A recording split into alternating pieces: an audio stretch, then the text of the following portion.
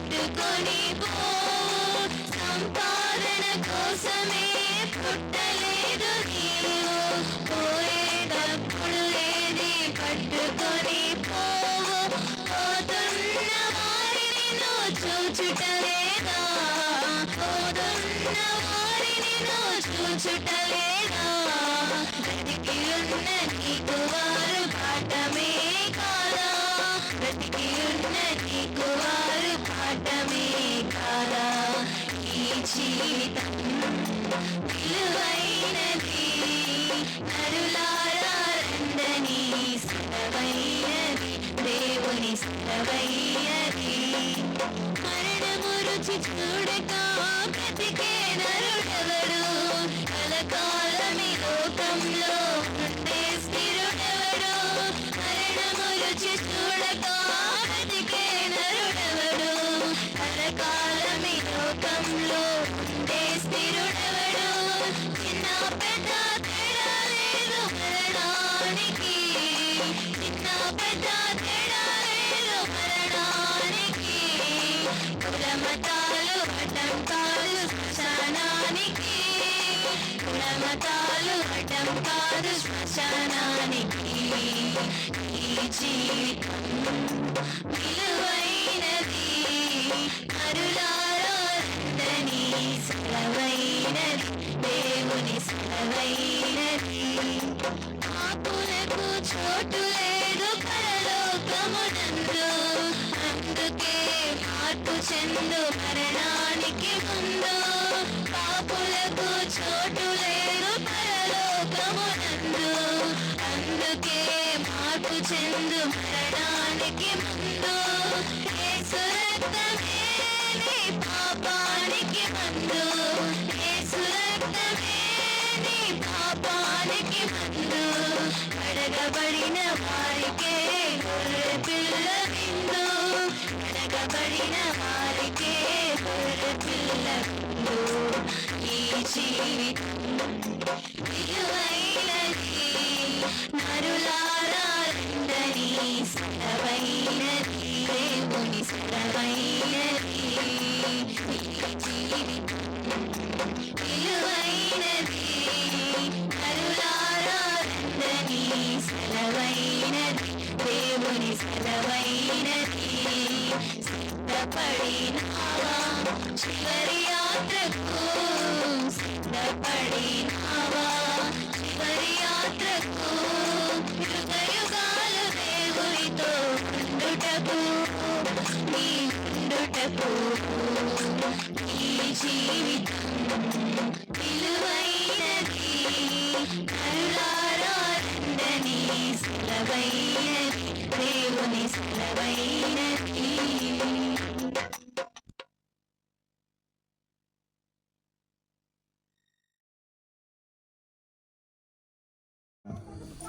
అంతేగాని మేము మతం మార్చడానికి రాలేదు, కులం మార్చడానికి మేము రాలేదు.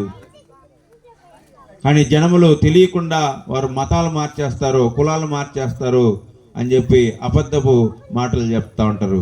ఆ మాటలు ఏం మీరు వినొద్దండి. ఇక్కడ మనం గమనించినట్లయితే ప్రియమైనటువంటి వాళ్ళరా, మారు మనసు అంటే మనసు మారాల. ఇప్పుడు ఉదాహరణకు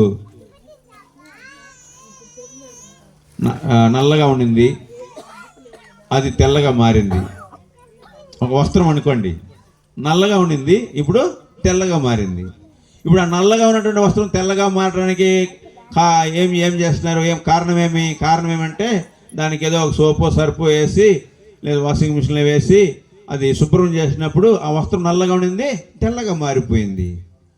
అదే విధంగానే ప్రేమైనటువంటి వారా, ఒక దుర్మార్గుడిగా ఉన్నటువంటి వాడు ఒక మంచివాడిగా మారాలి, అదే మారు మనసు. అబద్ధాలు చెప్తా ఉన్నటువంటి వారు సత్యం పలకాల, అదే మారు మనసు. విందాం పిల్లలు, దయచేసి మాట్లాడకూడదు. అమ్మాయిలు మీకే, నాన్న మీకే, కొంచెం మరలా మాట్లాడుకోవచ్చు. దేని స్తోత్రాలు. సరే విందాం. కాబట్టి దేవుడు ఏమి ఎదురు చూస్తాడంటే మనసు మారాలని. నేను నిన్న వాక్యంతో పాటు నేను నా సాక్ష్యం పూర్తిగా నేను చెప్పలా. నేను ముందే చెప్పిన, నా సాక్ష్యం చెప్తే ఆ గంట సరిపోతుంది, అది కూడా చాలదు. అంత గొప్ప సాక్ష్యం నాలో ఉంది. దేవుడు అలాగూ మార్చి ఉంటున్నాడు.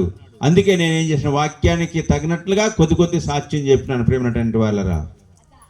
ఇక మనం గమనించినట్లయితే నేను నిన్న సాక్ష్యంలో ఒక 3 అంశాలు చెప్పిన. నేను దొంగతనం చేస్తూ ఉంటుంది అని. అయితే అప్పుడు నాకు మారు మనసు లేదు, దొంగతనము పాపమని నాకు తెలియదు, కాబట్టి దొంగతనం చేస్తూ ఉంటుంది. అయితే ఇప్పుడు చేస్తానా?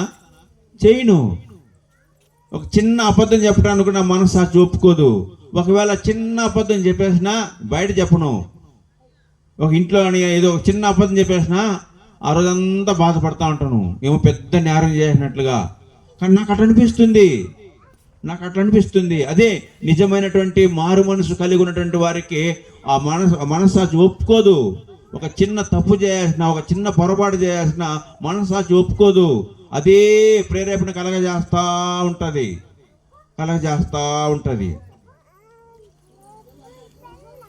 ప్రేమటువంటి వాళ్ళరా, అదే మారు మనసు అంటే. అప్పుడు ఇష్టం వచ్చినట్లు కొడతా ఉంటుంది. అయితే ఇప్పుడు కాదు దేవుని ప్రేమటువంటి వాళ్ళరా, యేసు ప్రభు నమ్ముకోని ముందుగా నా భార్యను అలా తిడతా ఉంటుంది. యేసు ప్రభు నమ్ముకున్న తర్వాత సేవకు వచ్చిన తర్వాత కోపం వచ్చి తిట్టేస్తే వెంటనే బెడ్రూమ్లో మోకరించి, ప్రభువా నా భార్యని తిట్టేసినాను నాయన, నన్ను క్షమించు ప్రభువా అని నేను ప్రార్థన చేస్తాను. అదే మారు మనసు అంటే. అంతకుముందు ఏమనేవాడంటే, నా భార్య నా ఇష్టం, నేను కొట్టుకుంటా చంపుకుంటా, నువ్వేమొచ్చేది మధ్యలో పోమా అని దబాయిస్తూ ఉంటుంది. అదే మారు మనసు అంటే. మనకు మారు మనసు, నిజమైనటువంటి మారు మనసు మనం కలిగి జీవించాలి. అందుకే యేసుప్రభు మనం పిలుచుకున్నాడు. కానీ ఈరోజు చాలామంది యేసుప్రభు నమ్ముకొని యేసే బిడ్డలుగా ఉండి ఆ తర్వాత లోక సంబంధంగానే జీవిస్తూ ఉంటున్నారు. ఈరోజు దేవుడు ఉంటున్నాడు. ఎందుకు మనల్ని పిలిచిందంటే మారు మనసు పొందుకోవటానికి, మారు మనసు కలిగి నూతన జీవితం జీవించడానికి. 25 సంవత్సరాలకు ముందుగా నేను సినిమాలు చూస్తూ ఉంటుంది. నేను సూపర్ స్టార్ కృష్ణ ప్యారెట్. నేను సినిమా రిలీజ్ అయితే ముందుగా పోయి ఉండాలా. ఎక్కువ సినిమాలు కృష్ణ వచ్చేది ఎక్కడంటే ఇక్కడ ఆనందంలో వస్తూ ఉంటాయి, వెంకటేశ్వర థియేటర్లో ఇట్లయితే వస్తూ ఉంటాయి అనమాట. డబ్బు లేకపోయినా కానీ ఎట్లా పోయేసేది, సినిమాలు చూస్తూ ఉంటాను. ఈరోజు 20 సంవత్సరాలు అయిపోయింది సినిమా నేను చూసేది లేదు, సీరియల్ చూడను. మా ఇంట్లో సినిమా సీరియల్ వచ్చేటువంటి ఛానల్లో పెట్టుకోవాలా, న్యూస్ ఛానల్, గాడ్ ఛానల్ ఉంటాయి అంతే. కాబట్టి నాకు నెట్లో అంతా అట్లా మిగిలిపోతుంది. ఏం చూడను. నాకు ఎవరైనా వాట్సాప్ పంపించుంటే దాన్ని చూస్తాను, అంతవరకు ఏమి చూడను. సమయం దొరికినప్పుడు అంతా బైబిల్ చదువుకుంటా ప్రార్థన చేసుకుంటూ గమ్మున ఇంట్లో ఉంటాను, ఎక్కడ కానీ తిరిగేలేదు. ఇదే మారు మనసు అంటే ప్రేమటువంటి వాళ్ళరా. బాగా గమనించాలా, ఈ దేవుడు ఎందుకు మనం పిలుచుకున్నాడంటే, ఈ లోకానికి ఆయన ఎందుకు వచ్చినాడంటే పాపుల్ని పిలవటానికి ఆయన వచ్చినాడు. ఆ పాపులు ఏమవ్వాలంటే వారు మారు మనసు పొంది నూతన జీవితము జీవించాలని చెప్పి. ఇక్కడ మనం గమనించినట్లయితే ప్రేమటువంటి వాళ్ళరా, ఇక్కడ మనకు అందరికీ తెలిసినటువంటి ఒక ఉపమానం మనం చూద్దాం. లూకాసు సువార్త 15వ అధ్యాయము 11 నుంచి 24 వరకు ఎవరైనా ఒకరు చదివి వినిపించండి. లూకాసు సువార్త 15వ అధ్యాయము 11 నుంచి 24 వరకు చదువుదాం. మరియు ఆయన ఇట్లా, నేను ఒక మనుషునికి 2 కుమారులుండిరి. వారిలో చిన్నవాడు, తండ్రి ఆస్తిలో నాకు వచ్చు భాగమిమ్మని తన తండ్రిని అడుగగా అతడు వారికి తన ఆస్తిని పంచిపెట్టెను. కొన్ని దినములైన తరువాత ఆ చిన్న కుమారుడు సమస్తమును కూర్చుకొని దూరదేశమునకు ప్రయాణమైపోయి అచ్చట తన ఆస్తిని దుర్వ్యాపారము వలన పాడు చేసెను. అదంతయు ఖర్చు చేసిన తరువాత ఆ దేశమందు గొప్ప కరువు రాగా వాడు ఇబ్బంది పడసాగి వెళ్ళి ఆ దేశస్థులలో ఒకని చెంత చేరెను. అతడు పందులను మేపుటకు తన పొలములోనికి వానిని పంపెను. వాడు పందులు తిను పొట్టుతో తన కడుపు నింపుకొన ఆశపడెను గాని ఎవడునూ వానికేమీ ఇయ్యలేదు. అయితే బుద్ధి వచ్చినప్పుడు వాడు, నా తండ్రి వద్ద ఎంతో మంది కూలివాండ్రకు అన్నము సమృద్ధిగా ఉన్నది, నేనైతే ఇక్కడ ఆకలికి చచ్చిపోవుచున్నాను. నేను లేచి నా తండ్రి యొద్దకు వెళ్ళి, తండ్రి, నేను పరలోకమునకు విరోధముగాను నీ ఎదుటను పాపము చేసి తిని, ఇక మీదట నీ కుమారుడనని అనిపించుకొనుటకు యోగ్యుడను కాను. నన్ను నీ కూలి వారిలో ఒకనిగా పెట్టుకొనుమని అతనితో చెప్పుదుననుకొని లేచి తండ్రి యొద్దకు వచ్చెను. చాలు చాలు ఆగదా, గమనిద్దాం. ఇక్కడ యేసు ప్రభు పరిశుద్ధ గ్రంథంలో అనేక ఉపమానాలు చెప్పి ఉంటున్నాడు. మనం కూడా చదువుకున్న రోజుల్లో స్కూల్లో కానీ కాలేజీలో కానీ మనకు అర్థమయ్యేదానికి ఏం చెప్పేవారు? ఉదాహరణలు చెప్పేవారు, ఎగ్జాంపుల్స్ చెప్పేటంటి వారు. అయితే ఇక్కడ మనం గమనించాలా, యేసు ప్రభు కూడా ఆయన ప్రసంగాలు చేసేటప్పుడు అర్థమయ్యేదానికి ఉపమానాలు, అనేక ఉపమానాలు చెప్పి ఆయన బోధించి ఉంటున్నాడు. ఇక్కడ మనం గమనించినట్లయితే ఒక తండ్రికి 2 కుమారులు ఉంటున్నారు. ఆ కుమారుల్లో ఒక చిన్న కుమారుడు ఏం చేస్తున్నాడంటే తన యొక్క ఆస్తిని పంచిపెట్టమని చెప్పి తండ్రి దగ్గరకు వచ్చి ఉంటున్నాడు. బాగా గమనించాల, కన్న తల్లిదండ్రులకు ఎప్పుడు ఏం చేయాలో వారికి బాగా తెలుసు. తెలుసా తెలీదా? తెలుసు. ఆయా సమయంలో అది చేసి ముగిస్తారు. అయితే ఈ చిన్న కుమారుడు ఆత్రపడి తొందరపడి తండ్రి దగ్గరికి వచ్చి, తండ్రి నా వాట నాకు ఇవ్వు, అన్నకి ఎంత రావాలనో అన్నకు పెట్టు, నాకు రావాల్సింది నాకు ఇవ్వు అని చెప్పి బలవంతంగా తొందర పెట్టి అతనికి రావాల్సినటువంటి ఆస్తిని ఏం చేస్తాడంటే, ఆస్తి అతని వాటాను చెప్పచ్చు, ఆయనకి రావాల్సినటువంటి ఆ వాటాను తీసుకొని ఏం చేస్తున్నాడంటే దూరంగా పోయేస్తున్నాడు. ఇక మనం గమనించాలా, ఆ దూరంగా వెళ్ళిపోయి ఏం చేస్తున్నాడంటే మంచి పనులు చేయాల, దుర్వ్యాపారం వలన సమస్తము పోగొట్టుకున్నాడని చెప్పి రాయబడి ఉంటున్నది. ఈరోజు కొంతమంది తెలివైనటువంటి బిడ్డలు ఉంటున్నారు, తెలివైన బిడ్డలు ఉంటున్నారు. ఆ తెలివైన బిడ్డలు ఏం చేస్తారంటే తండ్రి దగ్గర ఏదో కొంచెం సొమ్ము తీసుకొని, డబ్బు తీసుకొని దాంతో వ్యాపారం చేసి అభివృద్ధి చేసుకునేటువంటి వారు ఉంటున్నారు. అయితే కొంతమంది ఏం చేస్తున్నారంటే దాన్ని తీసుకొని పోయి నాశనం చేసేటువంటి వారికి ఎంతోమంది ఉంటున్నారు. ఈ రోజుల్లో 80% మంచి పనులు చేసే వాళ్ళుగా లేరు. మేము చూస్తుంటున్నాం, మా ఏరియాలో ఉన్నారు. ఒక పిల్లాడు శశిధర్ అని, మా ఊరు సొంత ఊరు కోడుగుంట, ఆ గ్రామంలో ఉన్నాడు. ఇంటర్మీడియట్ ఫెయిల్ అయిపోయాడు అని చెప్పి అన్నం తినకుండా ఏడుస్తున్నాడంట. ఇంటర్మీడియట్ ఫెయిల్ అయిపోయాడని అన్నం తినకుండా ఏడుస్తున్నాడంట. ఇక్కడి నుంచి ఆ రోడ్డు వరకు నడిచిపోను కాదా, వివేకానంద కాలేజ్ బస్సు వస్తుంది. ఇక్కడి నుంచి ఆ రోడ్డు వరకు నడిచిపోయి బస్సు ఎక్కేదానికి కాదా, అవుతుంది. ఇక్కడి నుంచి ఆడదాకా ఆ స్కూటీలో వచ్చి ఆ స్కూటీ అక్కడ పెట్టేసి ఆ తర్వాత బస్సు ఎక్కి కాలేజీకి పోయి అందరితో పాటు రాకుండా ముందుగానే వచ్చేసి మళ్ళీ బండి ఎత్తుకొని ఇట్లా తిరుగుతూ ఉన్నాడు. నేను చాలాసార్లు వాళ్ళ ఇంట్లో వాళ్ళకి చెప్పినాము, మళ్ళీ మందులు ఇచ్చినారు, అన్నీ చేసినారు. అయినా కానీ బుక్ ఎత్తి చదివేదే లేదు. పిల్లలతో చేరి తాగేది, రకరకాల కార్యాలు చేస్తా ఈరోజు ఫెయిల్ అయిపోతున్నాడు. ఫెయిల్ అయిపోయి ఏడుస్తూ ఉంటే, ఆనందనుకుని ఏడుస్తూ ఉంటే ఏం చేయాలా? మనం వాదరించడానికి అవుతుందా తల్లిదండ్రులకి? మంచి పిల్లడు బాగా చదివి ఫెయిల్ అయిపోతే ఏం చేస్తారమ్మా? అయ్యో బాగా చదివింది నా కూతురు, బాగా చదివినాడు నా కొడుకు, కాబట్టి ఫెయిల్ అయిపోయినాడని బాధపడతారు. మళ్ళీ ఆ తర్వాత ధైర్యపరుస్తారు, ఈసారి కట్టి రాస్తాము, నువ్వు పాస్ అవుతావు, ఇలా మాట్లాడతారు.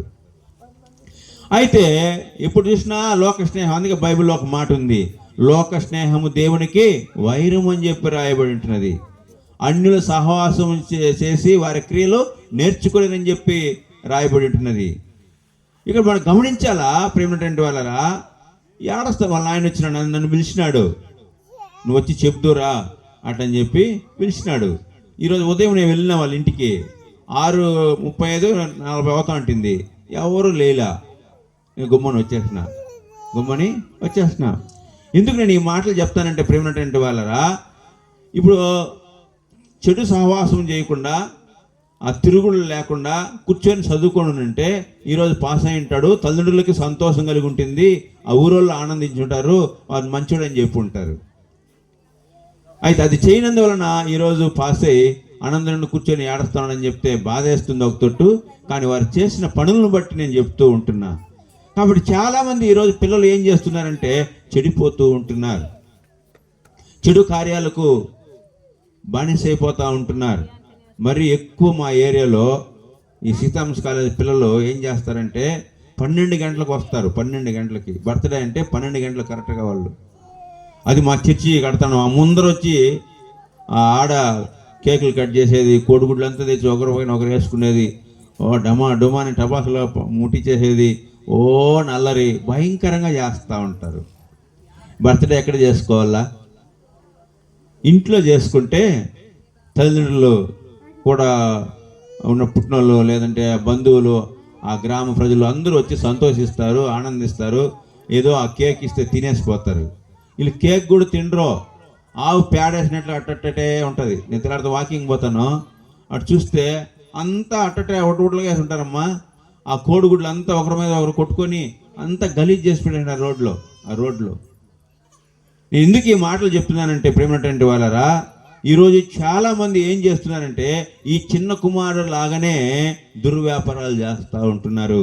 వాళ్ళు ఎక్కడో ఉంటారు, ఇతర జిల్లాల్లో నుంచి పంపిస్తారు. సీతాంశ కాలేజ్ కావచ్చు, ఆ యొక్క ఎస్విసిటీ కావచ్చు, ఇంకా మాకు మెడికల్ కాలేజ్ పడిపోయింది. సెంటర్లో ఉన్నాం మేము, మెడికల్ కాలేజ్ కాంపౌండ్ వెనకాల మేము ఉండేది ఇందిరమ్మ కాలనీ. ఈ తోటి సీతాంశ కాలేజ్ వస్తే ఇట్లా ముత్రాల మేము చూస్తూ ఉంటే కాలేజీ పిల్లలను చూస్తే మరి 8 గంటల సమయంలో అట్లా కానీ పోయినామనుకో బండి ఎత్తుకొని ఎల్ట పోయి వస్తాను సేవ, పూణె పిల్లకట్టు సేవకు పోయి, అయ్యో జతలుగా ఒకరొకరు చేతుల మీద చేతులు వేసుకొని అమ్మాయిలు అబ్బాయిలు వాళ్ళ ఇష్టానుసారంగా మాట్లాడుకుంటూ ఏదేదో చేస్తూ ఉంటారు. ఈరోజు చాలామంది ప్రేమటువంటి వాళ్ళ చెడిపోతూ ఉంటున్నారు.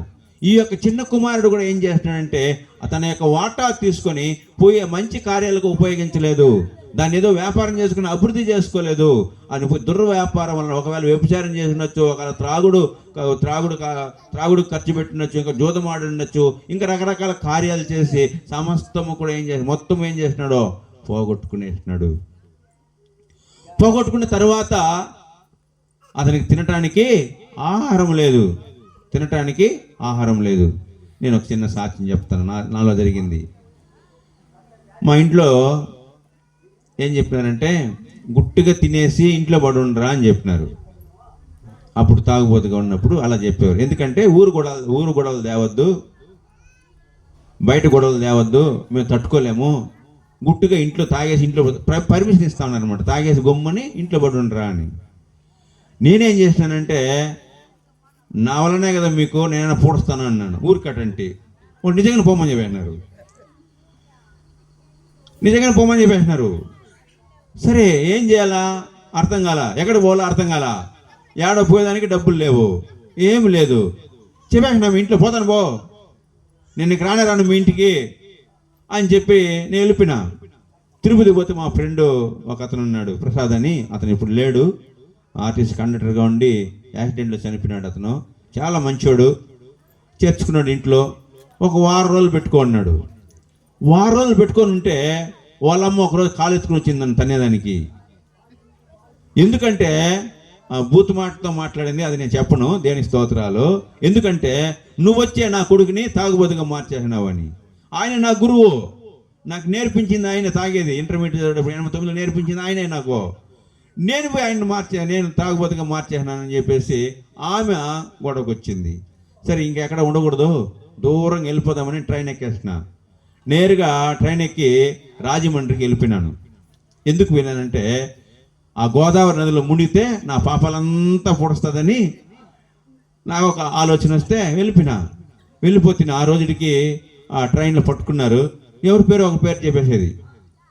టీసీ పేర్లు ఉంటాయి కదా స్టేషన్లో. ఇప్పుడు ఆ పాకాల రాధాకృష్ణ టీసీ, ఆయన బంధువుడు అవుతాడు, ఆయన పేరు పోయి అక్కడ పోయి చెప్పేది. వేరే ఇంకా తెనాలు ఆడ పట్టుకుంటే వదిలేస్తారు, మా మామ అనేది అబద్ధాలు చెప్పేసేది. సరే ఎట్లో ఒకట్లా పోయేసినాను. అక్కడ పోయిన తర్వాత కట్టుబట్టలతో వెళ్ళిపుచ్చినాను. సరే ఆ రోజు ఉగాది పండగని, అప్పుడు హిందువుగా ఉంటిని, ఉగాది పండగ వచ్చింది. సరే స్నానం చేసుకున్నా, ఆ బట్టలు బాగా మాసిపోయి ఉంటున్నాయి, ఆ తెల్ల బట్టలు, అప్పుడు తెల్ల బట్టలు వేసేది, నేను కద్దరు వేసుకునేవాడిని. ఏం చేసినానంటే ఆ కొన్నిట్లో స్నానం నదిలో స్నానం చేసిన, ఆ గోదావరి నదిలో ఆ ఒక సోప్ ముక్కలు ఆడబడి ఉంటే దాన్ని ఎత్తుకొని ఉతికి ఆరేసుకొని, అది ఆరేంత వరకు ఏదో కొట్టుకుంటూ ఉంటున్నా నదిలో ఒడ్డున. ఆ తర్వాత గంట కొట్టినారు, పక్కన గుడి ఉండింది అనమాట. ఆ రోజు ఉగాది పండుగ. అక్కడ పోతే అక్కడ ఏదో ప్రసాదం అది ఇచ్చినారు, దాన్ని తింటే ఆకలి తీరుతుందా? తీరదు. డబ్బులు లేవు. ఎందుకు నేను చెప్తున్నానంటే, ఇంట్లో నుంచి బయటపోయినందుకు, ఇక్కడ ఏమైనా బిడ్డలుంటే వినండి ప్రేమటువంటి వాళ్ళరా, మన మంచి కోసమే తిడతారు, మనం బాగుపడాలనే కొడతారు, మనం బాగుండాలనే హెచ్చరిస్తారు. దాన్ని మనము వేరే విధంగా తీసుకుంటే మనమే నష్టపోయేది. సో అక్కడికి వెళ్ళిన తర్వాత ఆకలి తట్టుకొని కాలేదు. అక్కడ ఏటు వార బట్టలు ఉతుకుతా ఉన్నారనమాట. మొత్తం ఈ నుంచి ఆ లాస్ట్ వరకు దారాలు కట్టేసి బట్టలు ఆరేసుకొని ఉన్నారు. ఆ ప్రాంతంలో వైట్ అండ్ వైట్ వేసుకొని పోతే అన్నలు అంట నక్సలైట్లు వస్తారు అటని వాళ్ళు, నేను అటు పోతా ఉంటే నాకు నమస్కారం పెడతాను, అన్న నమస్కారం అన్న, రా అన్న మా ఇంటికి రా అన్న పోదామాటని. మాకు ఏం అర్థం కాలేదు. పిలుచుకోపోయినారు, నాకు అన్నం పెట్టినారు, తిన్న తర్వాత దండం పెట్టి మమ్మల్ని ఏమన్నా దాన్ని వెళ్ళిపోండి అన్నారు. నాకేం అర్థం కాలేదు. ఏం అర్థం కాల, ఏం చేయాలా, ఎందుకు ఇట్లా చెప్పినారు నాకు అర్థం కాలేదు. సరే కడుపు నిండికి అన్నం పెట్టినారు, మంచిది. మళ్ళీ నేరుగా వచ్చిన, ట్రైన్ ఎక్కి నేరుగా మళ్ళీ ఇంటికి వచ్చేసిన. ఇంకా బుద్ధుంటే ఇల్లు వదిలి పోకూడదు, బుద్ధుంటే ఇంటికి పోకూడదు. అప్పటికి 3 రోజులు అన్నం లేదు, 3 రోజులు ఆన్స్ వేసుకుంటా ఉండేది, ఇదే పని. ఆ ఆన్స్ ఒకసారి లేకుండా పోయింది. ఆడ బీడి ముక్కలు తాగి బీడి ముక్కలు ఆడ పడేసి ఉంటే అవి తీసి దాంట్లో ఉండి పొడి వేసుకొని బాగా రుద్దుకొని ఇక్కడ పెట్టుకునేవాడిని. అలాంటి స్థితి ప్రేమైనటువంటి వాళ్ళరా. ఎందుకు నేను ఈ మాటలు చెప్తున్నానంటే, మారు మనసు ప్రతి ఒక్కరికి అవసరము. ఆమేన్, హల్లెలూయా. కాబట్టి ఇక్కడ ఈ యొక్క చిన్న కుమారుడు కూడా ఆ యొక్క తండ్రి దగ్గర రావాల్సిన వాటా తీసుకొని వెళ్ళి దూర ప్రాంతానికి వెళ్ళి దుర్వ్యాపారం చేసినందువలన ఏం చేసినాడు, తినటానికి తిండి లేకుండా అవస్థపడ్డాడు. ఆ తినటానికి తిండి లేనటువంటి సమయంలో ఒకని యొద్దకు పనికి వెళ్తే వాళ్ళు ఏం చేశారంటే పందులు మేపేదానికి పెట్టుకున్నారు అతన్ని. పందులు మేపేదానికి పెట్టుకున్నారే కానీ వాడిని ఆకలి తీర్చడానికి ఆహారము పెట్టలా. అప్పుడు అనుకున్నాడు, ఆకలికి ఏమనుకున్నాడంటే ఆ పందులు తినేటువంటి పొట్టును తినాలనుకున్నాడు. అప్పుడు వాడికి మారు మనసు కలిగింది. ఏం మారు మనసు కలిగింది చూద్దామా, ఆ మాటలు చూద్దాం. ఇప్పుడు చదువుదాం. దేవునికి స్తోత్రాలు. నేను లేచి నా తండ్రి యొద్దకు వెళ్ళి నేను పరలోకమునకు విరోధముగాను నీ ఎదుటను పాపము చేసి తిని ఇక మీదట నీ కుమారుడని అనిపించుకొనుటకు యోగ్యుడను కాను. గమనిద్దాం. ఇక్కడ మనం గమనించినట్టయితే అతను లేచి నా తండ్రి యొద్దకు వెళ్ళి, తండ్రి నేను పరలోకమునకు విరోధముగాను నీ ఎదుటను పాపము చేసి తిని ఇక మీదట నీ కుమారుడని అనిపించుకున్నట్టుకు యోగ్యుడను కాను. అంతవరకు తెల్లా తండ్రికి విరోధముగా, దేవునికి విరోధముగా నేను పాపం చేస్తున్నాను అని తెలియటం లేదు. కానీ ఎప్పుడైతే తినటానికి తిండి లేకుండా పోయిందో, ఎప్పుడైతే ఆ పందులు తింటున్నటువంటి ఆ పొట్టు తినడానికి ఆశపడ్డాడో, అప్పుడు అతనికి బుద్ధి వచ్చింది, మారు మనసు వచ్చింది. కాబట్టి ప్రేమటువంటి వాళ్ళరా, అలాంటి స్థితి రాకుండా మునిపే ఈరోజే మారు మనసు కలిగి రక్షణ పొందుకొని పరిశుద్ధముగా జీవించినట్లయితే, నీతిగా బ్రతికినట్లయితే ఆ దేవుడు ప్రతి ఒక్కరిని ఆశీర్వదిస్తాడు. ఆమేన్, హల్లెలూయా. 1987లో నేను ఇంటర్మీడియట్ చదివేటప్పుడు మాకు ఎన్ఎస్ఎస్, నేషనల్ సర్వీస్ స్కీమ్ అనేటువంటి ఎన్ఎస్ఎస్ ఉండేది. ఎన్సిసి కాదు, ఎన్ఎస్ఎస్. మా లెక్చరర్ అయిన డేవిడ్ విజయ్ కుమార్ సార్ ఉన్నారు. అప్పుడు ఏం చేసినాడంటే నాకు కరపత్రం ఇచ్చినాడు. కరపత్రం ఇచ్చి యేసుప్రభుని నమ్ముకో అట్లని చెప్పినాడు. నేను నమ్ముకోలే, మాకొద్దు, మేము హిందువులము, పక్కా హిందువులము అంట. ఏమో పక్కా హిందువులు, అదేందో మాట. నేను పక్క హిందువులము.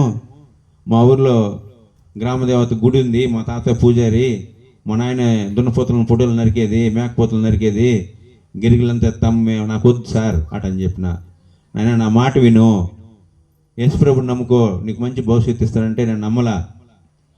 ప్రియమైనటువంటి వారా, ఆ తర్వాత దేవుడు నన్ను విడిచిపెట్టలా. మళ్ళీ ఇంటర్మీడియట్ ఫెయిల్ అయిపోయిన తర్వాత ఐటీ చేరినాను, 89-91 గవర్నమెంట్ ఐటీలో. అక్కడ కేజే కుమార్ అని ఇన్స్ట్రక్టర్ ఉన్నారు, అక్కడ క్రిస్టియన్ ఆయన కూడా. ఆయన నాకు యోహాను సువార్త బుక్ ఇచ్చినాడు, వేరే కరపత్రాలు ఇచ్చేది. తప్పితే ఎప్పుడు చూసినా నాకు చెప్తానే ఉండేది. సరే ఈయనేం చెప్తానే ఉన్నాడో, ఈయన వదిలే మారలేదు. అప్పుడు ఎంఎస్ఆర్ టౌన్ హాల్ ఉన్నింది, తెలుసా పాస్టర్? ఎంఎస్ఆర్ టౌన్ హాల్, అక్కడ సువార్త మీటింగ్ ఈ మరి జరుగుతూ ఉంటే నన్ను పిలుచుకోమినాడు రమ్మని. సరే ఇంకా ఇన్స్ట్రక్టర్ అయిపోయినాడే, ఆయన చెప్పినట్టు వినకపోతే మళ్ళీ ప్రాక్టికల్లో మార్కులు తగ్గించేస్తాడు, కాబట్టి పోదాము అని చెప్పి పోయినా. పోయేసి వచ్చినాను. మరోసారి అడిగినాడు, మీటింగ్ బాగునిందా? బాగునింది సార్ అన్న. అంటే యేసుప్రభు నమ్ముకోకూడదా? ఆ యేసుప్రభు నమ్ముకుంటూ అంటే దేవుడు నీకు మారు మనసు కలగజేస్తాడు, నేను రక్షిస్తాడు, నీకు మంచి భవిష్యత్తు అంటే అప్పుడు కూడా నాకు వద్దు సార్ అని చెప్పేసిన. నేను ఎందుకు ఈ మాటలు చెప్తానంటే, దేవుడు ఒకసారి అవకాశం ఇస్తాడు. ఆ అవకాశం ఇచ్చినప్పుడు సద్వినియోగం చేసుకుంటే గొప్ప ఆశీర్వాదాలు మేలు ఉంటాయి. ఈరోజు కూడా ఈ రాత్రికాల సమయంలో దేవుడు అవకాశాన్ని కలగజేస్తూ ఉంటున్నాడు. అక్కడక్కడ ఉన్నటువంటి బిడ్డలారా, యేసుప్రభు యొక్క సువార్త విని మారు మనసు కలిగి రచన పొందుకున్నట్లయితే నిశ్చయముగా జీవితాలు మారిపోతాయి, బ్రతుకులు మారిపోతాయి. అయితే నేను నమ్మలేదు.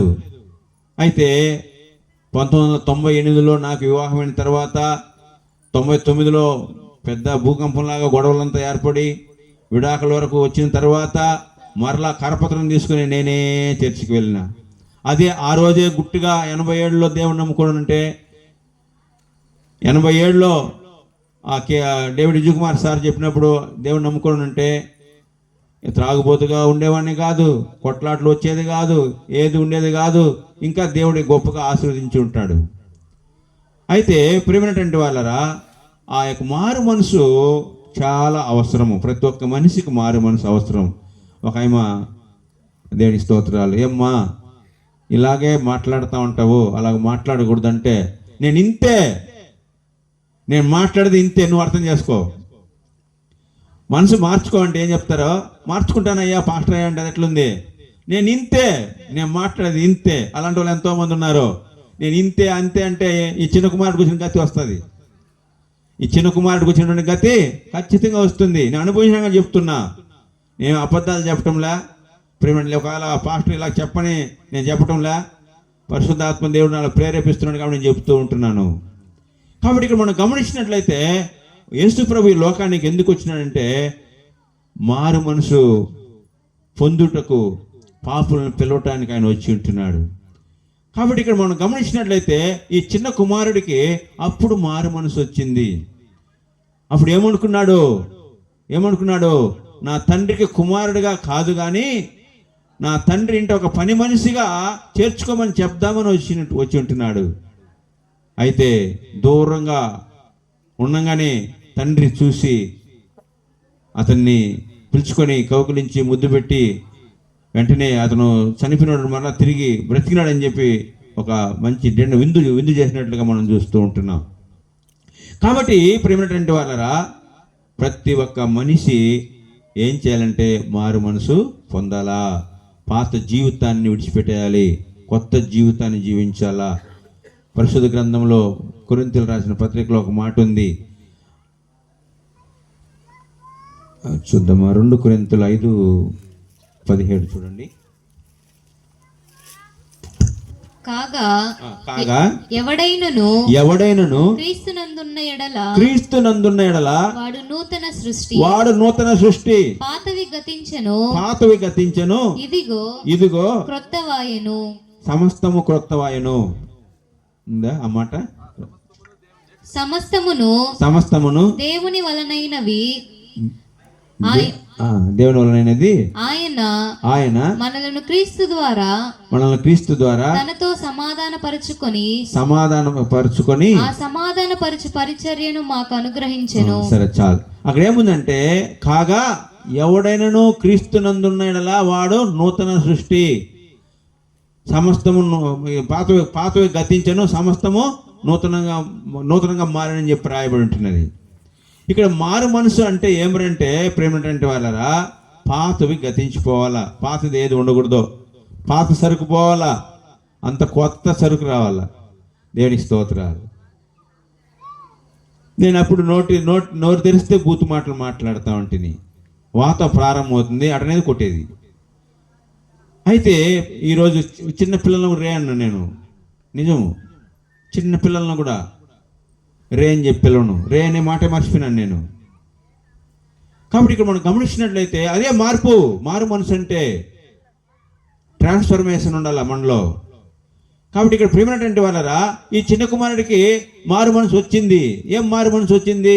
నేను నా తండ్రికి విరోధముగా, దేవునికి విరోధముగా నేను పాపం చేసిన. పాపం అంటే ఏమి? ఆజ్ఞాతిక్రమమే పాపము. 1 యోహాను 3:4 చదువుదాం. 1 యోహాను 3:4. పాపము చేయు ప్రతివాడును ఆజ్ఞను అతిక్రమించును. ఆజ్ఞాతి క్రమమే పాపము. ఆజ్ఞాతి క్రమమే పాపము. ఇప్పుడు మనకు కలెక్టర్ ఒక ఆజ్ఞ ఇస్తాడు అనుకోండి, ఆ ఆజ్ఞ మీరితే ఏం చేస్తారు? మనకు శిక్ష వేస్తారు. అంటే ఆ ఆజ్ఞ మీరేదే పాపం. ఈ పాపము ఎక్కడి నుంచి వచ్చింది అంటే, మొట్టమొదటిగా దేవుడు సృష్టించినటువంటి ఆదాము అవ్వల నుండి పాపం వచ్చింది. వారు చేసిన పాపమేమి? ఏదైతే తినకూడదని దేవుడు ఆజ్ఞాపించినాడో దాన్ని తిన్నారు. ఆ తిన్నందువలన పాపం వచ్చింది. ఆజ్ఞాతి క్రమమే పాపం. కాబట్టి ఆదాము అవ్వ మొట్టమొదటిగా సృష్టించినటువంటి వ్యక్తులు చేసినటువంటి పాపం వలన ఈరోజు ప్రతి ఒక్క మనిషి పాపంలోనే జీవిస్తూ ఉంటున్నారు. పుట్టే బిడ్డ కూడా పాపంలోనే జీవిస్తాడు. దావీదు అంటాడు కదా, నేను తల్లి గర్భంలో పుట్టినప్పుడు నేను పాపంలో జన్మించి అంటాడు. కాబట్టి ఇక్కడ మనం గమనించినట్లయితే ఆ యొక్క పాపులైనటువంటి వారిని ఆయన పిలవటానికి వచ్చినాడు. ఎందుకు పిలవటానికి వచ్చినాడంటే వారిలో మారు మనసు కలగాలని, మారు మనసు పొంది నూతన జీవితము జీవించాలని. ఇక్కడ ఈ చిన్న కుమారుడికి మారు మనసు కలిగింది. ఆ తర్వాత దేవునికి స్తోత్రాలు, తన తప్పును తెలుసుకున్నాడు, ఒప్పుకున్నాడు, తండ్రి వద్దకు వచ్చినాడు. ఆ తర్వాత తండ్రి అతన్ని శిక్షించలేదు కానీ చేర్చుకొని అతని కోసం ఒక విందు చేసినట్లుగా మనం చూస్తూ ఉంటున్నాం. ఈరోజు కూడా ప్రేమైనటువంటి వారరా, ఎంత ఘోర పాపినైనా ఆయన క్షమించే దేవుడిగా ఉంటున్నాడు. పరిశుద్ధ గ్రంథంలో ఒక మాట ఉంది, చూద్దాం, ఆ మాట చదువుదాం. దేవునికి స్తోత్రాలు. లూకా సువార్త 15వ అధ్యాయం 7వ వాక్యం చదువుదాం. లూకా సువార్త 15వ అధ్యాయం 7వ వాక్యము. అటువలే మారు మనసు అక్కరలేని 99 మంది నీతిమంతుల విషయమై కలుగు సంతోషము కంటే మారు మనసు పొందు ఒక్క పాపి విషయమై పరలోకమందు ఎక్కువ సంతోషము కలుగును. ఇక్కడ మనం గమనించాలా, 99 మంది నీతిమంతుల విషయమై కలుగు సంతోషము కంటే ఒక్క పాపి మారు మనసు పొంది రక్షింపడితే మిగుల సంతోషం అంట. ప్రేమైనటువంటి వాళ్ళరా, కాబట్టి ఒక్క పాపి మారు మనసు పొందితే చాలు, దేవుడికి గొప్ప సంతోషం. ఈరోజు కూడా దైవ సేవకులు పాపములో ఉన్నటువంటి వారు మారు మనసు పొంది రక్షింపడి సంఘానికి వస్తే నిజముగా దానికి మించిన సంతోషం ఇంకొకటి లేదు. ఆత్మలు ఆదాయపరచడమే, ఒక ఆత్మను పరలోకానికి చేర్పిస్తున్నామని ఒక ఆనందం, సంతోషం. కాబట్టి ప్రియమైనటువంటి వాళ్ళరా, ఇక్కడ గమనించినట్లయితే ఒక పాపి మారు మనసు పొందితే పరలోకంలో మిగులు సంతోషం కలుగుతుంది. కాబట్టి దేవుణ్ణి సంతోషపరిచేటువంటి పని చేయాలి. లేదు నేను పాపిగానే జీవిస్తాను, నేను పాపిగానే బ్రతుకుతాను, నేను అలాగే నశించి నరకానికి పోతానంటే ఏం చేయలేం. ప్రేమైనటువంటి వాళ్ళరా, ఒక సహోదరుడు మురళి అని మా ఊర్లో ఉన్నారు. ఒకరోజు నేను అబ్బాయి ఐటీ చదువుతా అన్నాడు, రోడ్లో వస్తా ఉంటే మురళి యేసుప్రభు నేను ప్రేమిస్తున్నాడు అని చెప్పిన. నాకు బంధువే మామ ఆ మాట అనద్దు, యేసుప్రభుని స్వయంగా వచ్చి చెప్పమని చెప్పు నన్ను ప్రేమిస్తున్నానని అటని మాట్లాడినాడు. యేసుప్రభు నాలో ఉన్నాడు, నాలో ఉండి మాట్లాడుతున్నాడు అటని చెప్పిన. అవంతా కుదరదు ఏదో చెప్పేసి వెళ్ళిపోయినాడు. మరలా రెండోసారి సంధించినప్పుడు హెచ్చరించిన, యేసుప్రభు నేను ప్రేమిస్తున్నాడని. వాడికి కోపం వచ్చేసింది.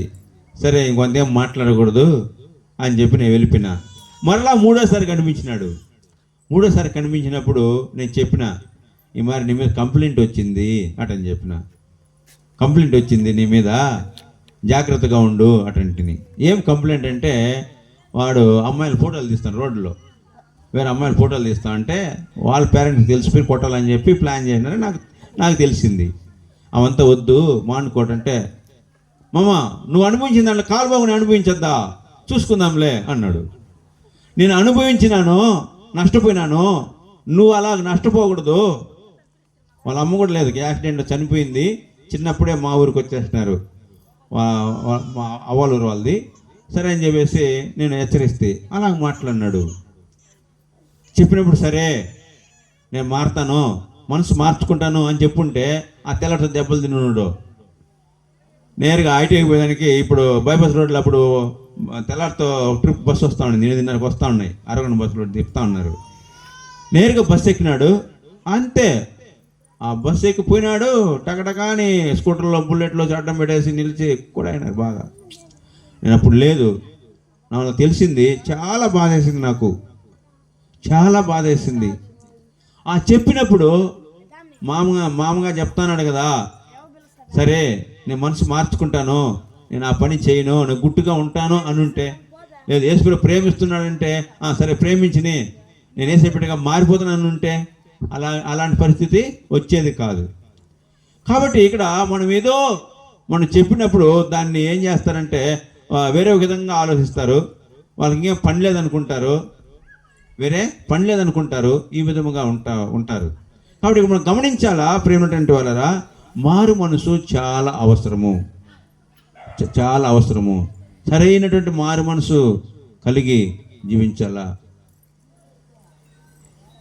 కాబట్టి ఒక పాపి మారు మనసు పొంది రక్షింబడి సంఘంలో చేర్చబడితే సేవకునికి చాలా సంతోషము, పరలోకంలో దేవుడు సంతోషిస్తాడు. దానికోసమే యేసు ప్రభు ఈ లోకానికి వచ్చినాడు.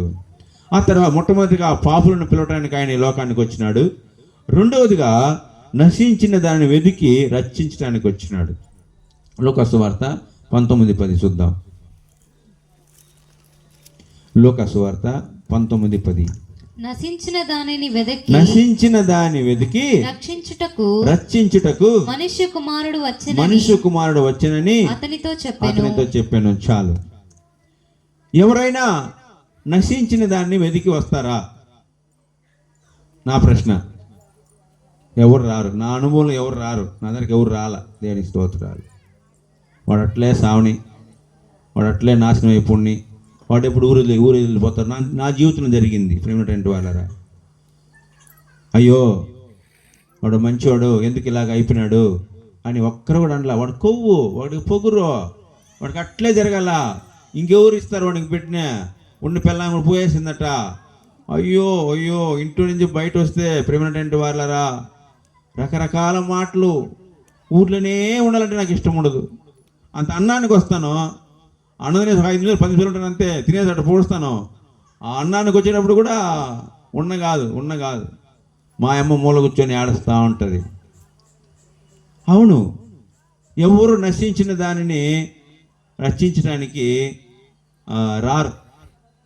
చెడిపోయినటువంటి వారిని ఎవరు బాగు చేయరు. అటు చెప్తే అర్థమవుతుంది. చెడిపోయినటువంటి వారిని ఎవరు కూడా బాగు చేయడానికి రారు. అధైర్యపడినటువంటి వారిని ధైర్యపరచడానికి ఎవరు రారు.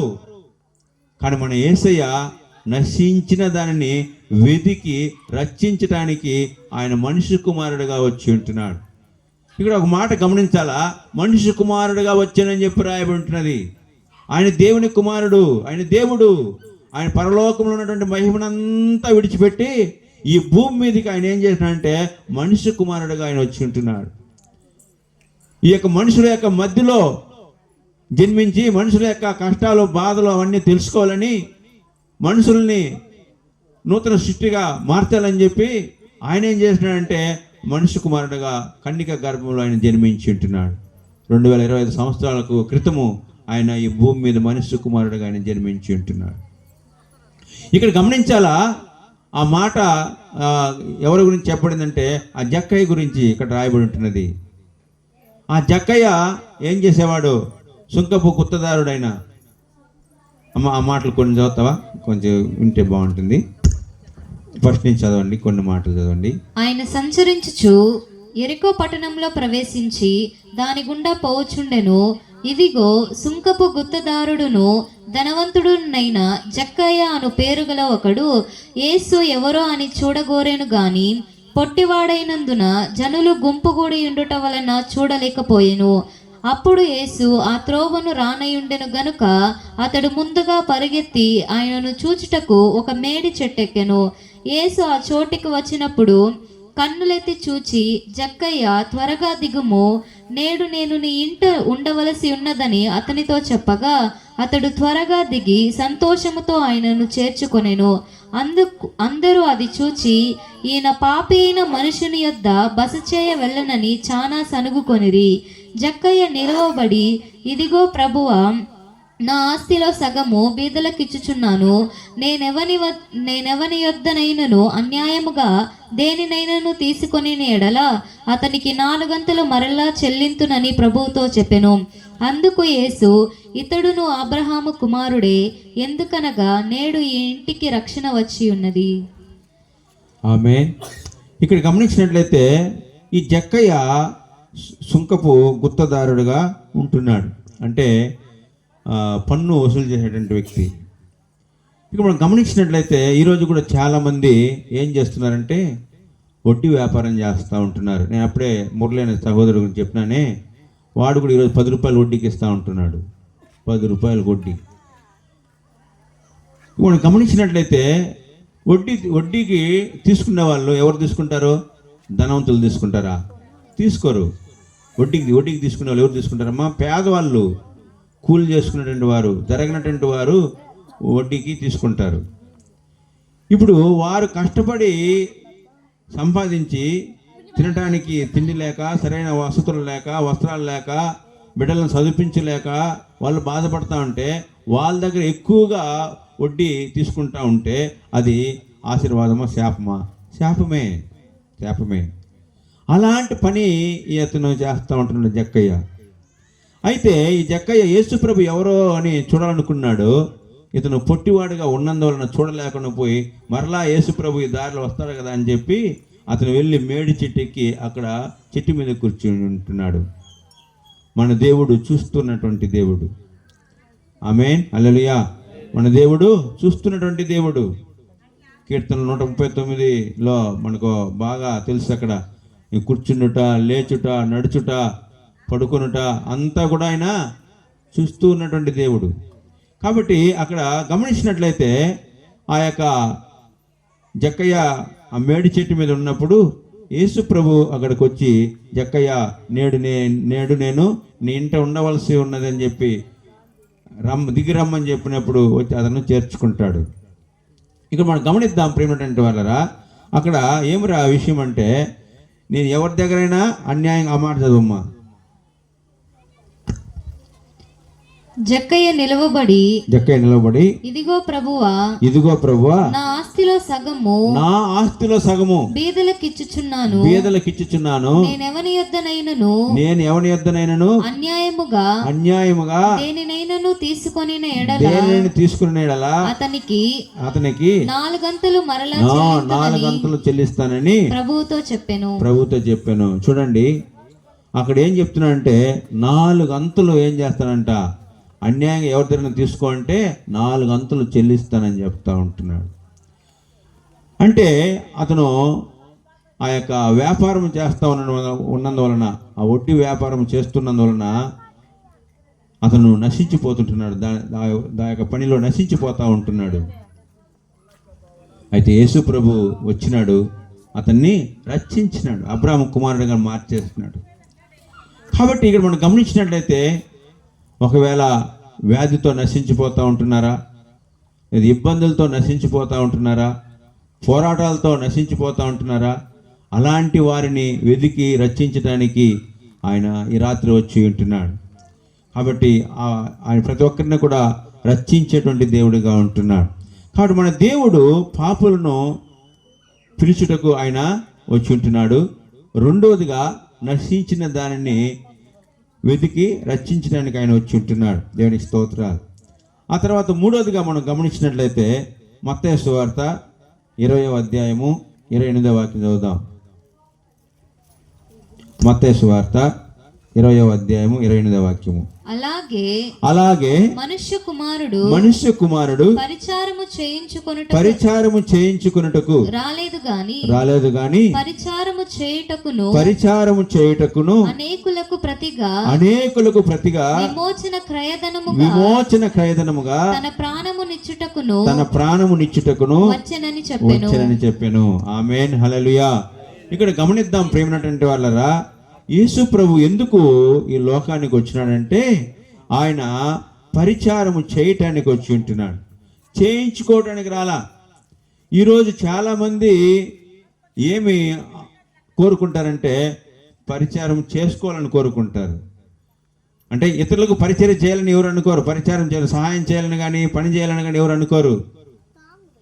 నాకు పని చేయాలా అని కోరుకుంటా ఉంటారు. అయితే ఇక్కడ మనం గమనించినట్లయితే యేసు ప్రభు ఈ భూమి మీద ఉన్నప్పుడు అనేక కార్యాలు చేస్తున్నాడు. ఏం కార్యాలు చేస్తున్నాడంటే కుష్ఠరోగుల్ని శుద్ధులుగా చేస్తున్నాడు, కుంటివారిని నడిపించినాడు, మూగవారిని మాట్లాడగా చేస్తున్నాడు, చనిపోయిన వారిని సజీవులుగా లేపినాడు, పక్షవాయగల వారిని బాగు చేస్తున్నాడు, ఎన్నో అద్భుతాలు చేస్తున్నాడు, ఆశ్చర్యమైన క్రియలు జరిగించినాడు. దాన్ని బట్టే ఈరోజు కూడా చాలామంది ఏం చేస్తున్నారంటే దేవుని బిడ్డలు పరిచయం చేస్తూ ఉంటున్నారు.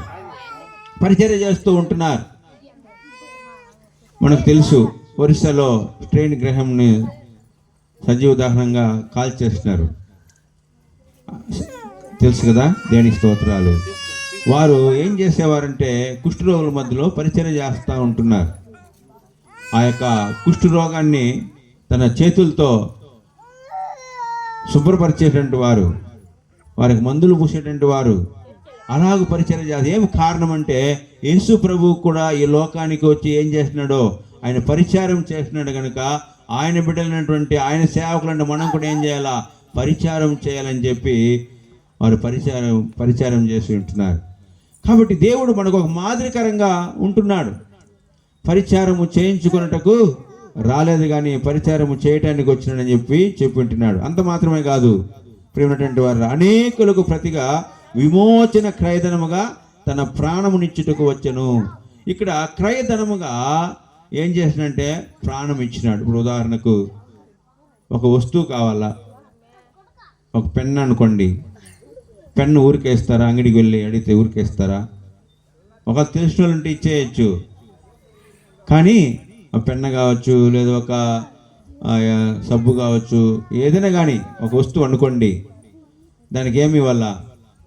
డబ్బు చెల్లించాల, క్రయధనం, అదే దానికి విలువ చెల్లించాల.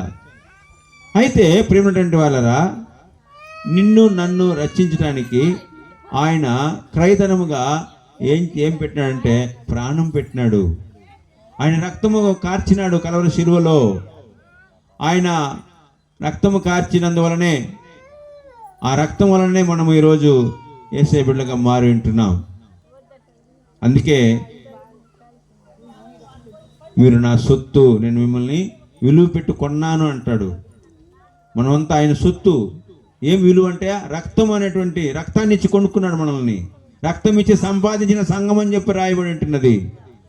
కాబట్టి మన దేవుడు ఈ లోకానికి ఎందుకు వచ్చినాడంటే ఆయన క్రయధనముగా ప్రాణం పెట్టడానికి ఆయన వచ్చి ఉంటున్నాడు. ఈరోజు ప్రేమటువంటి వాళ్ళరా, ఈ గ్రామంలో ఉన్నటువంటి ప్రతి ఒక్కరి కొరకు ఆయన ప్రాణం పెట్టి ఉంటున్నాడు. మీ పాపముల కొరకు ఆయన కలవరి శిలువలో రక్తము కార్చి ఉంటున్నారు. ఎవరైనా సరే, ప్రభువా నేను పాపిని, నా పాపాలు క్షమించు, నీ రక్తంతో నన్ను కడుగు, శుద్ధీకరించు, నన్ను నీ బిడ్డగా మార్చుకో, నీ సొత్తుగా నన్ను మార్చుకో, నేను నశించిపోతున్నాను, నేనేం చేయాలో దిక్కుతోచిన స్థితిలో ఉంటున్నాను, సమాధానం లేకుండా జీవిస్తూ ఉంటున్నా, సంతోషం లేకుండా జీవిస్తూ ఉంటున్నాను, నా బ్రతికే ఒక విధంగా ఉంది, ఒక మాదిరిగా ఉంటున్నది, నా బ్రతుకును బాగు చేయి ప్రభు అంటే నిశ్చయముగా దేవుడు మార్చేవాడుగా ఉంటున్నాడు. ఎందుకు? ప్రాణం పెట్టినటువంటి దేవుడు మన జీవితాన్ని మార్చడానికి ఆయనలో అవుతుంది. అందుకే ఒక మంచి మాట ఉంది చూడండి, రోమలో చదువుదాము. దేవునికి స్తోత్రాలు. రోమ 8వ అధ్యాయం తీసుకుందాం.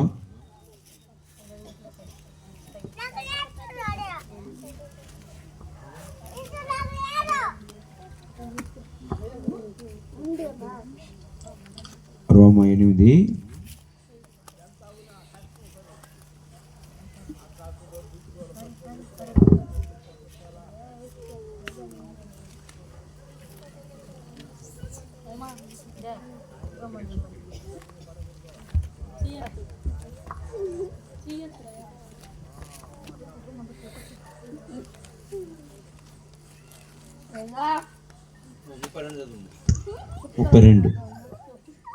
తన సొంత కుమారుని అనుగ్రహించుటకు వెనుక తీయక మన అందరి కొరకు ఆయనను అప్పగించిన వాడు ఆయనతో పాటు సమస్తమును మనకెందుకు అనుగ్రహింపడు. చాలు, ఇక్కడ గమనిద్దాం. తన సొంత కుమారుని అనుగ్రహించుటకు వెనుతీయక. దేవుడు తన యొక్క కుమారుడు యేసుక్రీస్తును అనుగ్రహించడానికి ఆయన వెనుకబాలేదు. తన కుమారుణ్ణే మన కొరకు బలిగా సమర్పించేస్తున్నాడు. మన కొరకు ప్రాణం పెట్టినాడు యేసయ్య. మన కొరకు ప్రాణం పెట్టినటువంటి దేవుడు, దేవునికి స్తోత్రాలు. ఇక్కడ చెప్పబడిన మాట,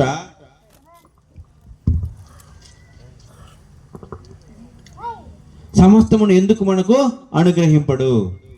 కాబట్టి ప్రాణం పెట్టిన దేవుడు సమస్తాన్ని కూడా మనకి ఇస్తాడు.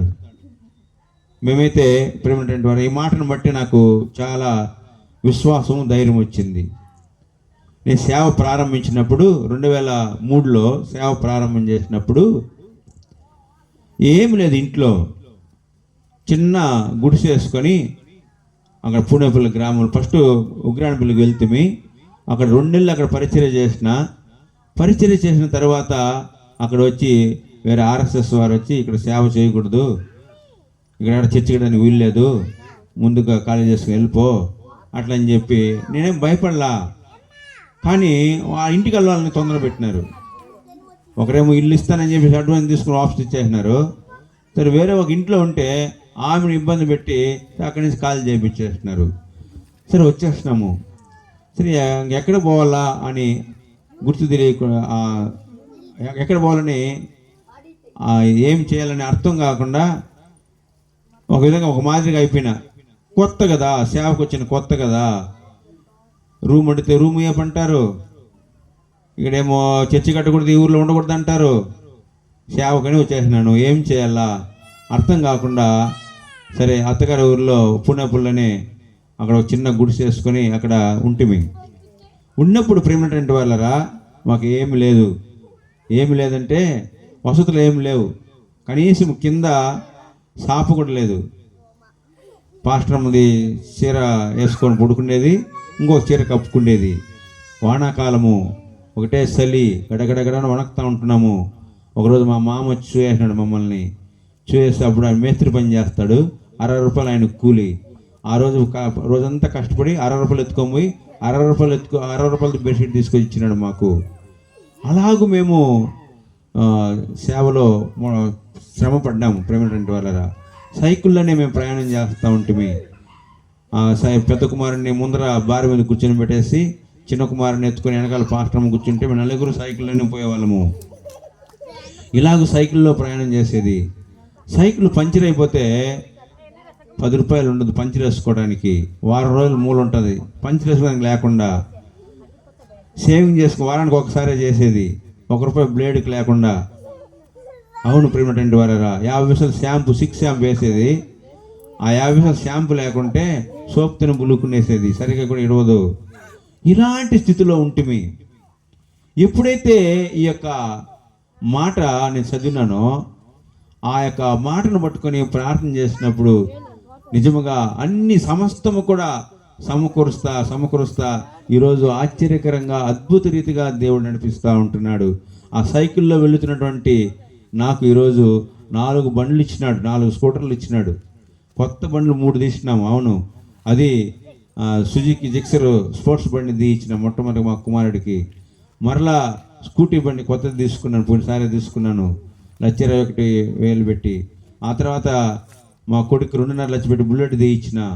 ఎందుకు నేను ఈ మాటలు చెప్తానంటే, ఒకప్పుడు నాకు ఏమీ లేదు.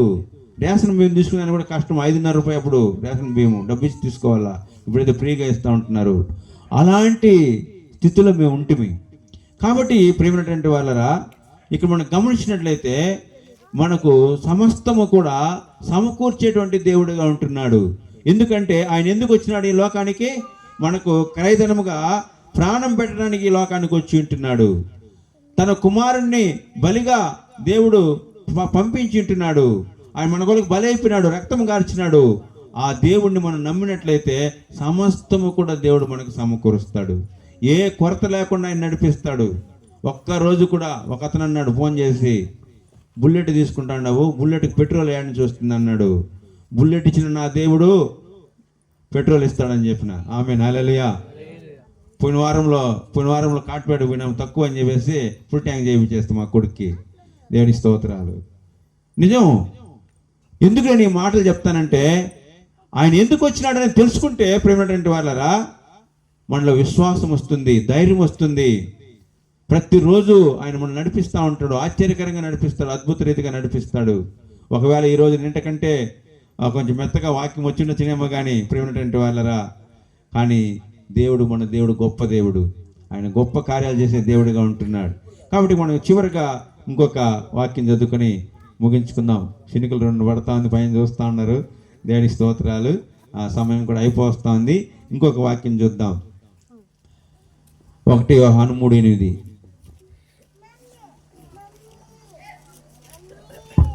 1 యోహాను 3:8. అపవాది మొదటి నుండి పాపము చేయుచున్నాడు గనుక పాపము చేయువాడు అపవాది సంబంధి అపవాది క్రియలను లయపరచుటకే దేవుని కుమారుడు ప్రత్యక్షమాయెను. ఆమేన్, హల్లెలూయా. అపవాది మొదటి నుండి పాపం చేయుచున్నాడు. ఎప్పటి నుండి? మొట్టమొదటిగా సృష్టించినటువంటి ఆదాము అవ్వ నుండే పాపం చేపిస్తూ ఉంటున్నాడు. కాబట్టి ఈరోజు మన ద్వారా కూడా పాపము చేయించడానికి వాడు సిద్ధంగా ఉంటాడు. మనం పరిశుద్ధంగా జీవించాలనుకుంటాము, నీతిగా బ్రతకాలనుకుంటాము, న్యాయంగా ఉండాలనుకుంటాము, ఒకరిని ఒక మాట అనకూడదు అనుకుంటాము, ఒక అబద్ధం చెప్పకూడదు అనుకుంటాము. కానీ దుష్టుడిని సైతాన్ని ఏం చేస్తాడు? అపవాదానికి సాతాను కాసుకోని ఉంటాడు. ఏదో ఒకటి చేస్తాడు. ఒకవేళ భార్య భర్తలు మనం సమాధానంగా సంతోషంగా పక్కన కూర్చొని మాట్లాడుకుంటా నవ్వుతా ఉన్నామనుకో, వాడు కిటికీలో నుంచి చూస్తాడు. ఓహో, ఇలా ఆనందంగా సంతోషంగా ఉన్నారా, వాళ్ళకి ఏం చేయాలా? జగడం పెట్టాలా? ఈ విధంగా చేస్తా. ఒకరోజు నేను పాస్టర్ అమ్మ ఇంటి దగ్గర ఆయన బట్టలు ఆరేస్తూ ఉండింది. నేను కూర్చొని ఉంటిని. వాళ్ళ పిల్లలు సంఘానికి వస్తారు, చిన్నపిల్లలు వాళ్ళు వస్తారు. బ్రదర్, ఇంతవరకు మీరు జడలు వేసుకుని నేను చూడలేదు బ్రదర్ అటనింది. సుజక్క, ఇంతవరకు మీరు జడలు వేసుకొని చూడలేదు నేను, ఎప్పుడు చూసినా నవ్వుతా హ్యాపీగా ఉంటారు మీరు అట్లా అని చెప్పేసి పోయింది అంతే. దేనికి స్తోత్రాలు. ఆ రోజు సాయంత్రం జగడం వచ్చేసింది మా గురించి కాదు, వేరే వాళ్ళ గురించి. కాబట్టి ఎందుకు ఈ మాటలు చెప్తానంటే, అపవాది ఏదో ఒకటి చేస్తాడు. అయితే ఆ యొక్క అపవాది యొక్క క్రియలను లయపరచడానికి దేవుడు ఈ యొక్క లోకానికి వచ్చి ఉంటున్నాడు. ఈ యొక్క అపవాది దేవునికి విరోధి, మనకు కూడా వాడు విరోధే. ప్రతిరోజు మనకు వానికి యుద్ధం జరుగుతూనే ఉంటుంది.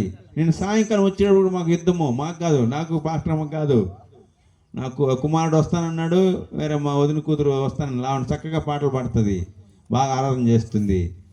సరే పోదాం అనుకుంటే నేను రాను, ఈరోజు నేను రాను, రేపు వస్తాను దేనిస్తాను. ఈరోజు వస్తామంటే ఆమెకు మోషన్స్, రాత్రి నుంచి ఒకటే మోషన్స్ అవుతాను. నేను బిర్యానీ తిని ఉన్నది మోషన్స్.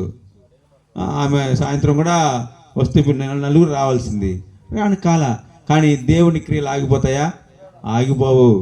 వాడు ఆటంకం పరుస్తాడేమో కానీ దేవుడు మాత్రము తన కార్యాన్ని నెరవేర్చుకుంటాడు. ప్రేమటువంటి వాళ్ళరా, కాబట్టి యేసు ప్రభు ఎందుకు ఈ లోకానికి వచ్చినాడంటే అపవాది యొక్క క్రియలను లయపరచడానికి. కాబట్టి ఈ రాత్రి దేవుడు మనతో మాట్లాడిన మాట్లాడారంటే యేసు క్రీస్తు ఎందుకు ఈ లోకానికి వచ్చినాడంటే పాపులను పిలవటానికి వచ్చినాడు, నశించిన దానిని వెతికి రక్షించడానికి ఆయన వచ్చి ఉంటున్నాడు. ఆ తర్వాత పరిచారము చేయించుకున్నటకు రాలేదు కానీ పరిచారం చేయటానికి వచ్చినాడు. నాలుగవదిగా యొక్క అపవాది యొక్క క్రియలను లయపరచడానికి వచ్చి ఉంటున్నాడు.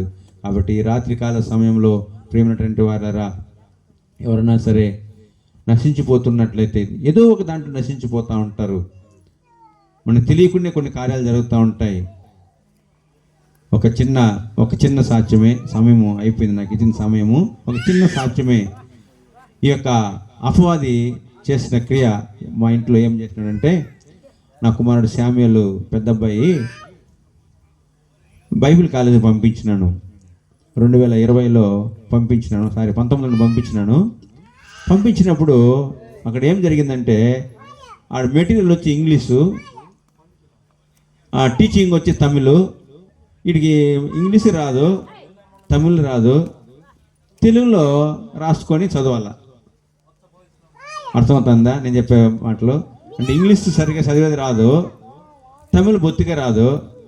ఈవిడ తమిళ్లో చెప్పేదని తెలుగులోకి అర్థం చేసుకుని రాసుకోవాలా, కష్టమని చెప్పేస్తున్నాడు. నేను అదంతా కాదు, నువ్వు 2 సంవత్సరాలు ట్రైనింగ్ చేసుకొని రావాలి ఇంటికి, అంతవరకు రాకూడదు అట్లని మాట్లాడినా. మళ్ళా ఫోన్ చేసినాడు, డాడీ నేను వచ్చేస్తాను డాడీ, నాకు కష్టంగా ఉంది, నేను చదవనని చెప్పినాడు. గాబ్రియల్ పాస్టర్కి ఫోన్ చేసిన, అరగొండ గాబ్రియల్ ఆయన చెప్పి పంపించింది. నువ్వు నాడు గుట్టుగా చదవమని చెప్పినా, వాడంతా పిలుచుకురావుతున్నా అట్లా అని చెప్పినాడు. అంకుల్ కూడా ఇలాగ చెప్పినాడు, ఇలాగ ఉంటాడు అటంటి. వాడేం చేసినాడంటే అన్నం తినకుండా, నిద్రపోకుండా, క్లాసుకు పోకుండా ఏడ్చి డిప్రెషన్లోకి వెళ్ళిపోయినాడు.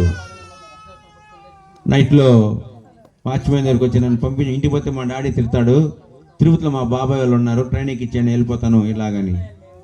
సరే ఇలాగ ఒక వారం అయిపోయింది, నాకు చెప్పలేదు. మళ్ళీ వాళ్ళు ఫోన్ చేసినారు, ఫోన్ చేసి పిలుచుకొచ్చిన తర్వాత మౌనంగా ఉంటున్నాడు, మాట్లాడటం లేదు, నిద్రపోవటం లేదు, తినటం లేదు, నేనే స్నానం చేయించేది, నేనే బట్టలు వేయించేది, ఇలాంటి పరిస్థితి. చూడండి ప్రేమటువంటి వాళ్ళరా, సాతాను పని ఏమి? వీళ్ళ తండ్రిలాగా ఇతడు పాస్టర్ కాకూడదని వాడి పని, వాడి క్రియ. సరే ప్రార్థన చేసినాము, అంతా చేసినాము. ఆ తర్వాత బాగా తీసుకున్నాను, అక్కడ ట్రీట్మెంట్ ఇచ్చినాను, బాగానే ఉన్నాడు. ఆ బాగాయంలో ఇచ్చిన మాత్రలను బట్టి ఏమైందంటే కిడ్నీ ఇన్ఫెక్షన్ అయిపోయింది. సరే ఒకటే భారంతో ప్రార్థన చేసినాము. సరే వాళ్ళు ఏం చేసినారు, ఈ మాత్రల వల్ల కిడ్నీ ఇన్ఫెక్షన్ అయింది, ఈ మాత్రలు మానేస్తాము, మానేసిన తర్వాత 1 నెల తర్వాత టెస్టులు చేద్దాము అట్లని చెప్పినారు. మహాకృప, దేవుని యొక్క మహాకృప. ఆ 1 నెల రోజుల తర్వాత పోయి టెస్టులు చేస్తే పోతే వాళ్ళు సంతోషంతో నార్మల్ అని చెప్పినారు. ఆమేన్, హల్లెలూయా. అంటే అపవాది వాడు ఏదో ఒకటి చేయాలనుకుంటాడు, కానీ ఆ యొక్క అపవాది క్రియలను మన దేవుడు ఏం చేస్తాడో లయపరుస్తాడు. ఇప్పుడు ఒకవేళ కిడ్నీ కానీ ఇన్ఫెక్షన్ అయి ఉంటే చాలా ఒక 6 నెలలు 7 నెలల తర్వాత మళ్ళీ బ్లడ్ డయాలసిస్ చేయాల్సి, ఇటు చాలా ఇబ్బంది అయిపోతుంది. కాబట్టి అపవాది అనేక సార్లు ఏం చేస్తానంటే వాడు ఏదో ఒకటి చేయాలనుకుంటాడు. ఈరోజు కూడా చాలా మందిని అపవాది శోధిస్తూ ఉంటున్నాడు. ఆ అపవాది శోధించకుండా దేవుని యొక్క కృపలో వర్ధిల్లాలని, దేవుని యొక్క దయలో వర్ధిల్లాలని దేవుడు ఆశపడుతూ ఉంటున్నాడు. కాబట్టి ఆ యొక్క అపవాది క్రియలను దేవుడు లయపరిచేవాడుగా ఉంటున్నాడు. దేవుడు ఈ మాటలు దీవించిన గాక. మనం ప్రార్థన అయ్యగారికి ఇస్తాను, ప్రార్థన చేసుకుందాం. హల్లెలూయా, హల్లెలూయా. దేవుడు ఆశీర్వదించిన గాక. ఈ 2వ రోజు కూడా దేవుని యొక్క సేవకుల మూల్యంగా ఈరోజు అనేక కార్యాలు యేసయ్య ఎందుకొరకు వచ్చాడు. హల్లెలూయా. కాబట్టి యేసయ్య ఈ లోకంలో పాపులను రక్షించడానికి ఆయన వచ్చాడు.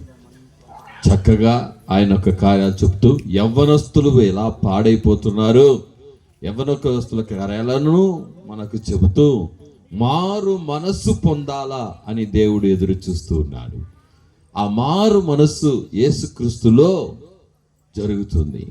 మనము మారాలనుకున్నా మన వల్ల మారను కాదు. కానీ యేసయ్యని నమ్మినప్పుడు, విశ్వసించినప్పుడు ఆయన నీకు సహాయం చేస్తాడు, నిన్ను మారు మనసులోనికి తీసుకొస్తాడు. హల్లెలూయా. కాబట్టి దేవుని జనులాగా మీరు అనుకోమాకండి, ఈరోజు ఈ 2 రోజులు ఈ యొక్క వేపనపల్లిలో ఏదో మాకు సమయం లేనో ఏదో ఊరికే వచ్చి మేము చెబుతున్నామని కాదు. యేసయ్యకి తెలుసు రేపు ఏం జరుగుతుందో నీకు తెలీదు. రేపు ఏం జరుగుతుందో నీకేం తెలియదు. కానీ యేసయ్యకు తెలుసు. ముందుగానే అది జరగకూడదనే ఇలాంటి కోడికలను దేవుడు ఏర్పాటు చేశాడు. హల్లెలూయా, హల్లెలూయా.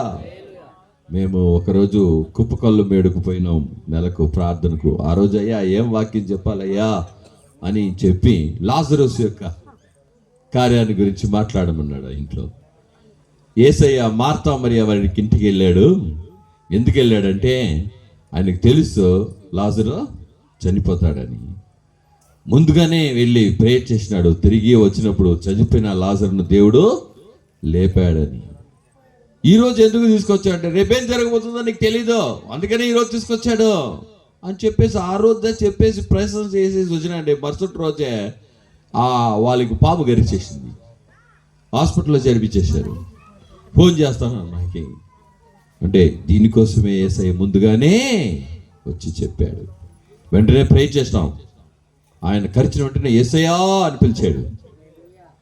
అక్కడికి వెళ్ళి హాస్పిటల్కి వెళ్ళి విషయం అంతా మేము చూసేందరికి ఏం చెప్పమయ్యా చూద్దామని అట్లే హాస్పిటల్లో చేర్చినారు. కానీ మేమందరం సంఘములందరూ ప్రేయర్ చేసినాం.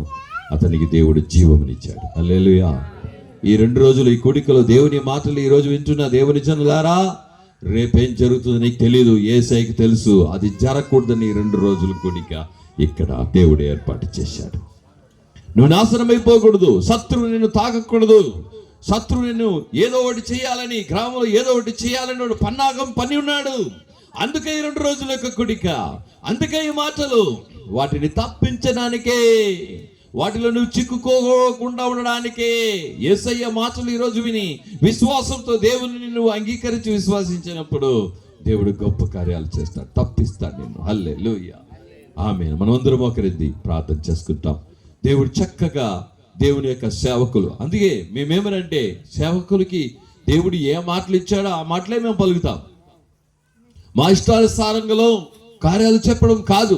ఈరోజు ఈ వేపనపల్లికి 2 రోజులు ఈ మాటలు యేసయ్య తెలియపరిచాడు. నేను దినమున ఆయన సాక్ష్యంతో కూడా అనేక మాటలు మనతో కూడా మాట్లాడినాడు. ఈరోజు యేసయ్య ఎందుకు వచ్చాడో తెలుసా? పాపిని రక్షించడానికి వచ్చాడయ్యా. ఆయన పాపలను రక్షించడానికి యేసయ్య ఈ లోకానికి వచ్చాడు. నీతిమంతుల కోసం రాలేదయ్యానా చక్కగా దేవుడు చెప్పినాడు. కాబట్టి ఈరోజు నువ్వు దేవుని దగ్గర నీ జీవితాన్ని సమర్పించుకుంటావా? ఈరోజు నీ జీవితం బాగుపడాలనుకుంటే యేసయ్యని నమ్ముకుంటే, నీ కొంతమంది ఏంటంటే నాకు అద్భుతం జరగాలని మాత్రం యేసయ్యని నమ్ముకుంటారు. అయ్యా ఈరోజు అద్భుతం జరుగుతుంది, రేపు సంగతి ఏంటి? కాబట్టి యేసయ్యని నమ్ముకుంటే జీవితాంతము నీకు అద్భుతం, ఆశ్చర్యకరం జరుగుతుందండి. కాబట్టి దేవుని సముఖంలో మనం సమర్పించాం. ఈ మాట వింటున్నటువంటి వేపనపల్లి పుర ప్రజలారా, యేసయ్యను నీ హృదయంలో అంగీకరిస్తావా? ఆయన విశ్వాసిస్తావా? ఆయన దగ్గర వెడుతావా? నీ హృదయంలో వేదనలా, దుఃఖమా, కన్నీరా, పోరాటమా, వ్యాధియా, వేదననా, దుఃఖమా, అవమానమా? యేసయ్యను చూసి విశ్వాసంతో ఆయన దగ్గర నువ్వు వేడుకో. ఈ దినమైన దేవుడు ఒక మార్పుని నీ జీవితంలో తీసుకొని వస్తాడు. నువ్వు ఈ కార్యం మారాలని ఎన్నెన్నో ప్రయత్నాలు చేసి ఉండొచ్చు, ఆ ప్రయత్నాలన్నీ సఫలము కాకుండా ఉండొచ్చు. కానీ ఈరోజు యేసయ్య మీద నమ్మకం ఉంచి, ఏదో ఈ విషయంపై నిన్ను మీద నమ్మకం ఉంచి నన్ను ఆయనకు సమర్పించినట్టయితే దేవుడు నీ కార్యాలను సఫలపరుస్తాడు. ఆయన నమ్ముకో. ఆయన నీ జీవితానికి కావలసిన అన్ని అన్నిటిని నీకు సిద్ధపరుస్తాడు. ఈ మాటను విని అశ్రద్ధ చేయవద్దు. అందుకే దేవుని సేవకులు తన సాక్ష్యం చెప్పాడు, ఎన్నోసార్లు నేను అశ్రద్ధ చేసేసినాను, దానివల్ల ఎంతో బాధ అనుభవించిన తర్వాత దేవుణ్ణి నమ్ముకున్నాను. ఈరోజే దేవుణ్ణి నమ్ముకో. ఇంకొకసారి వస్తాం చూస్తామని అద్దు.